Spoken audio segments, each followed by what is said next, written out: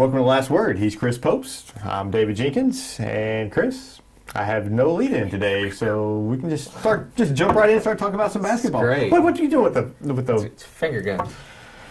Oh, wow, we've resorted to finger guns. If I could twirl, I'd do the twirl, and then I'd Michael Scott it, finger guns.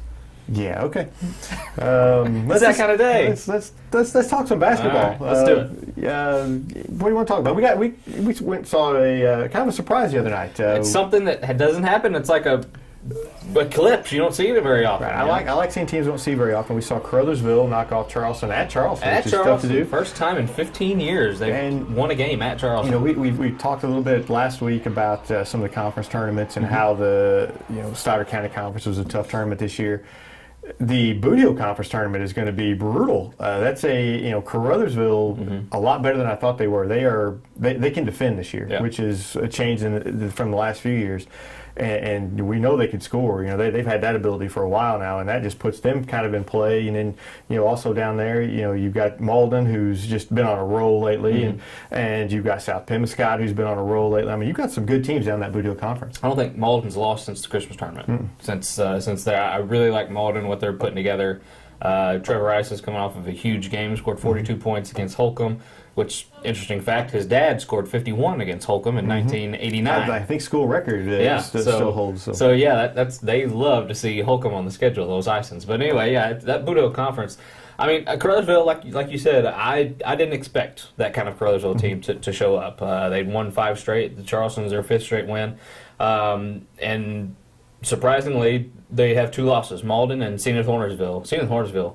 They are a wild card. They can pull off an upset off a really good team and then just kind of not show up. And then they lost. They got turbo clocked the other night by I think Campbell, if I'm not mistaken. So they're kind of very up and down. Yeah. So who knows about them? But Malden and Crothersville I think is definitely kind of in the tops for me in that conference tournament. But I was looking after that. I was kind of looking more as a district type deal because New Madrid is kind of falling off a little bit. They lost to South Pim last night. South Pim's a pretty good team for Class 2, but that Class 3 District 1, Crothersville kind of maybe Crothersville's throwing their name out there. Yeah. They've kind of flown under the radar. You don't hear a lot about them. They play a lot of Arkansas schools and some schools that aren't in our area. So, like I said, this was the first time we'd had a chance to see them.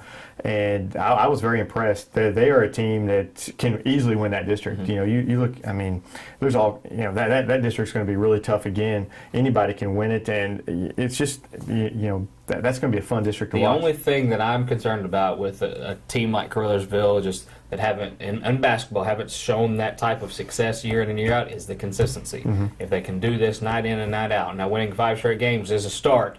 And beating Charleston is a start, but once they get in that district time, you got to win 3 games. You got to be on every single night, and I just don't know if that's there. Right, for them. They were fired up to play Charleston. Yeah. I mean, they wanted to beat Charleston. Everybody gets fired up to play Charleston.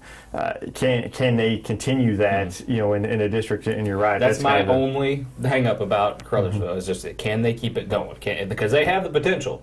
And the potential is definitely there. And they've got some good young kids, too. They do. They've got some younger kids there that they've got a freshman that played some. They've got some younger kids there, some pieces that could be there in place for the future. I like a potential Malden Crothersville district championship. I like that a lot because I think that could be a very explosive game, let's just say. That could be a very up and down, very entertaining game. Because Malden, they kind of like to slow it down. They don't like to get up in the 80s and the 90s and stuff like that. They kind of like to slow it down. And Crothersville, they like to run with you, like to get it up, and they're very capable of putting up a lot of points. So I'm not giving up on New Madrid yet. I'm not saying that, but I'm just saying they're not top in my mind yet. No, I don't think they're going to get that top seed. I think, but I think I think New Madrid will be there in the end. I really do. I think Coach Day will have them there in the end. I think New Madrid will be playing for that district title. I really do. Now, whether they win it or not, I don't know. But I think they're going to play in that district title, whether it be against Malden or Crothersville. I think they play in that. The way I see it now is that they'll play Crothersville in that semifinal. I would think Malden would get the top seed, barring I don't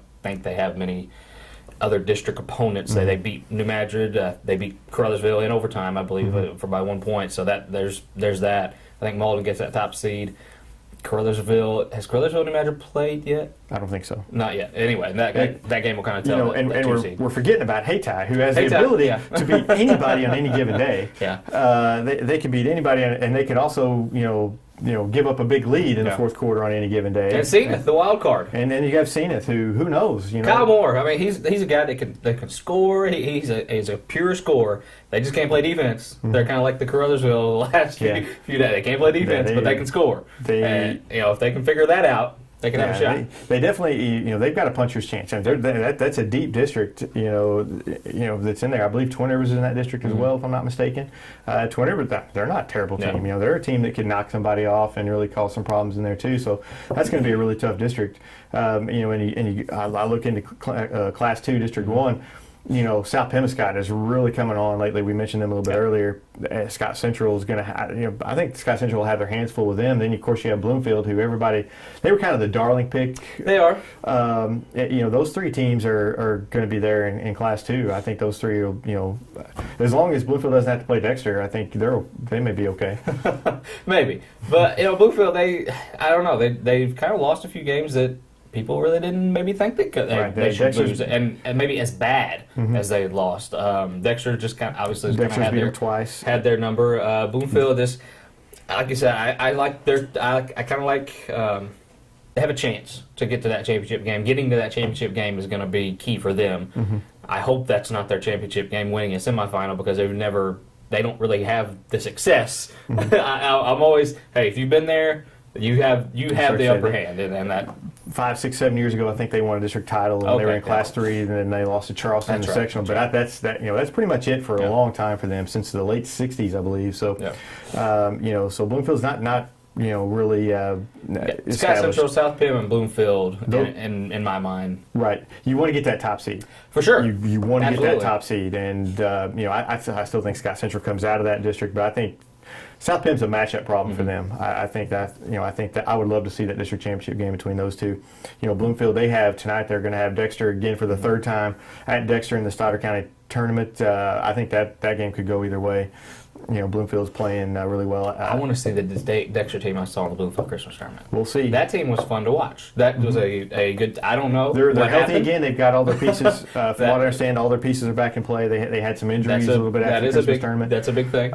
So hopefully everybody's healthy there. I'd like to see a good game from them. We're going to be there tonight. Hopefully, we'll see a good game. I'd like to see Dexter win. Yeah. And Advance Woodland, the other. That's going to be another great semifinal game. That's going to be a good semifinal there.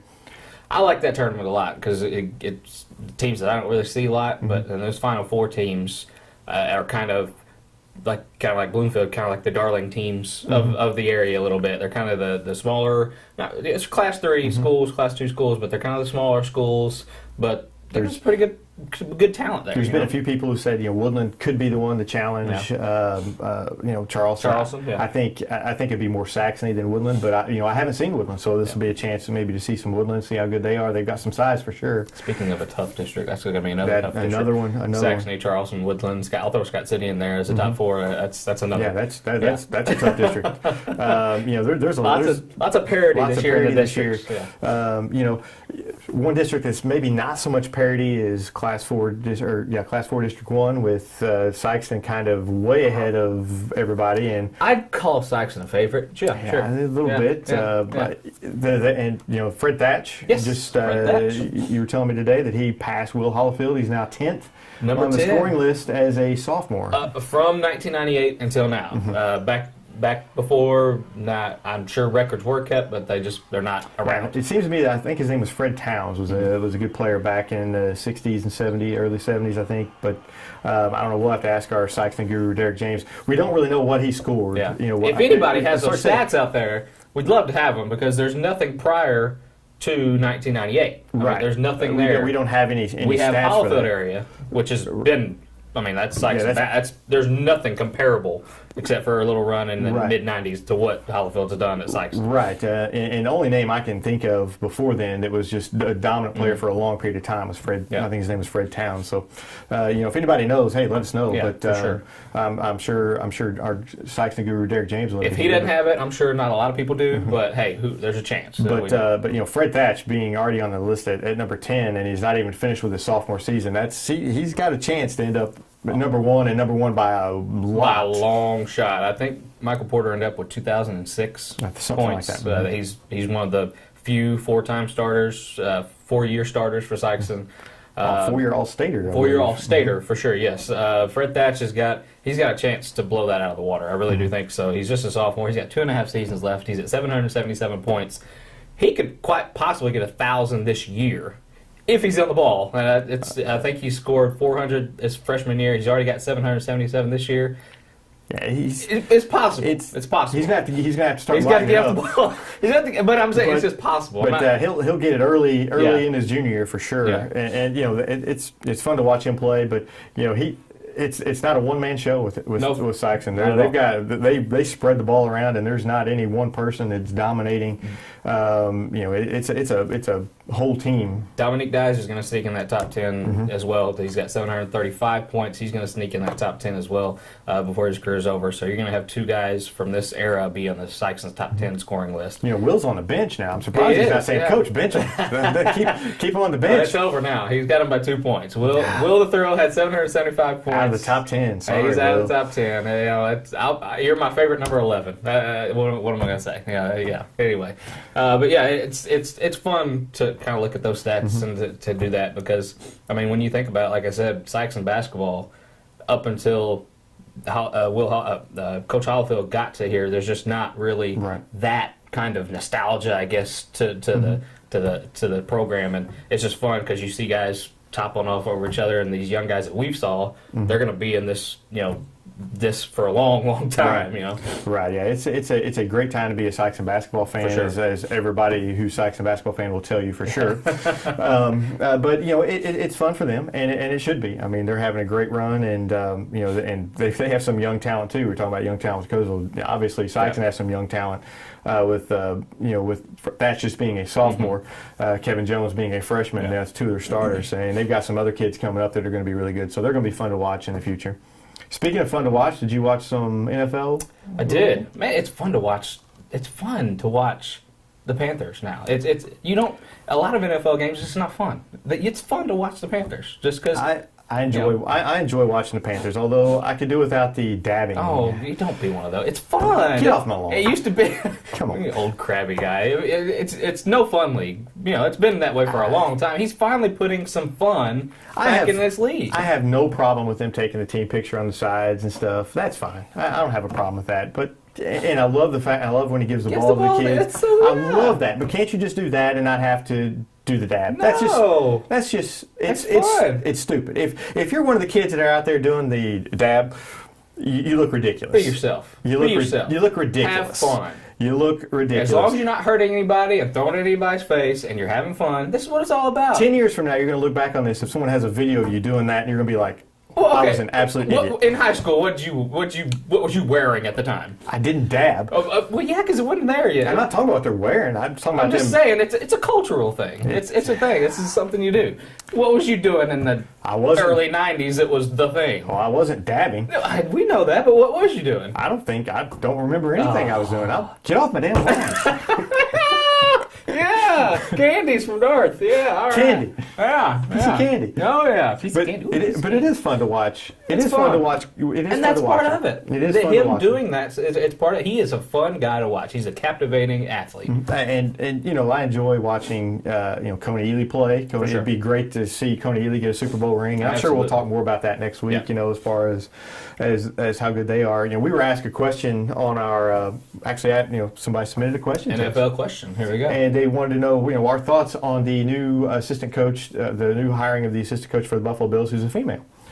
And obviously, I think women have no place in sports whatsoever. But that's a joke. That's a joke. There's a soundbite, Charlie. There it is. Yeah. It's an absolute joke. I think it's great. At first, I was kind of like, well, is this a publicity stunt? Because you never know when Rex Ryan's involved. You never know. But after reading about her, she's been involved with the NFL for a long time, and she's can scout and stuff like that. And I think she's a good fit, and I have no problem with females being in sports. I never get why these are the questions are why is this relevant? Why is this important? Why? I mean, a female. It's never.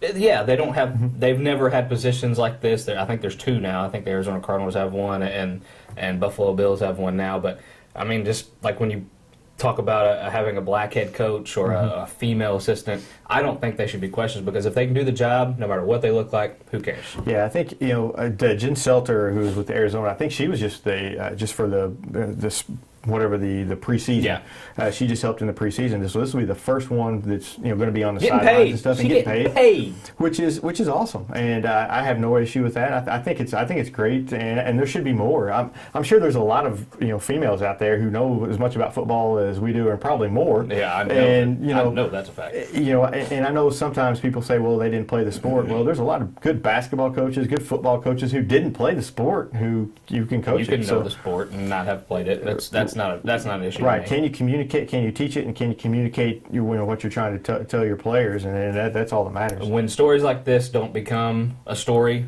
that's when everything's going to be fine with me, because they shouldn't be. If she can do the job, let her do the job. Doesn't matter if she's a woman or not.